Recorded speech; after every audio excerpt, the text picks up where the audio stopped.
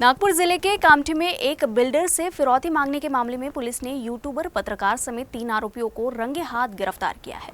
इन आरोपियों ने बिल्डर से 5 लाख रुपए की फिरौती मांगी थी। इनके पास से पुलिस ने कार, बाइक और मोबाइल भी जब्त किया है।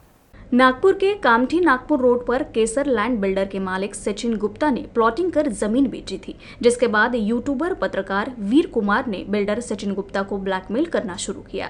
पांधन मार्ग पर प्लॉटिंग कर जमीन बेचने का आरोप लगाते हुए उसने बिल्डर से 10 लाख रुपए की फिरौती मांगी थी। आरोपी वीर कुमार ने बिल्डर सचिन गुप्ता को पैसों के लिए परेशान करना शुरू कर दिया, जिसके बाद उसने पुलिस थाने में शिकायत दर्ज कराई। इस मामले में पुलिस अधिकारी ने जाल बिछाकर कार्रवाई करते हुए आरोपी पत्रकार और उसके साथियों को गिरफ्तार किया। इन तीनों आरोपियों को एक होटल में केसर लैंड बिल्डर के मालिक सचिन गुप्ता से 5 लाख रुपए की फिरौती लेते हुए रंगे हाथ गिरफ्तार किया गया। आरोपियों की कार, मोटरसाइकिल और 3 मोबाइल फोन भी जब्त किया गया है। खुलासा हुआ है कि आरोपी पत्रकार वीर कुमार ने कई सरकारी अधिकारियों, कर्मचारियों और ट्रैफिक पुलिस को भी ब्लैकमेल कर फिरौती मांगी है। इस संदर्भ में पुलिस जांच कर रही है।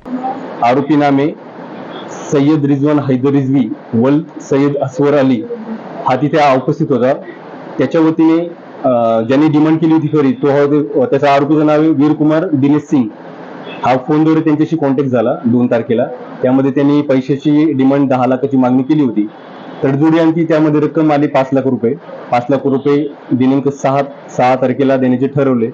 कळमना कामठी रोड येथे ताज फॅमिली रेस्टॉरंटच्या समोर इसम हा जो आहे सय्यद रिजवी हा पैसे घेण्यासाठी तिथे आला होता।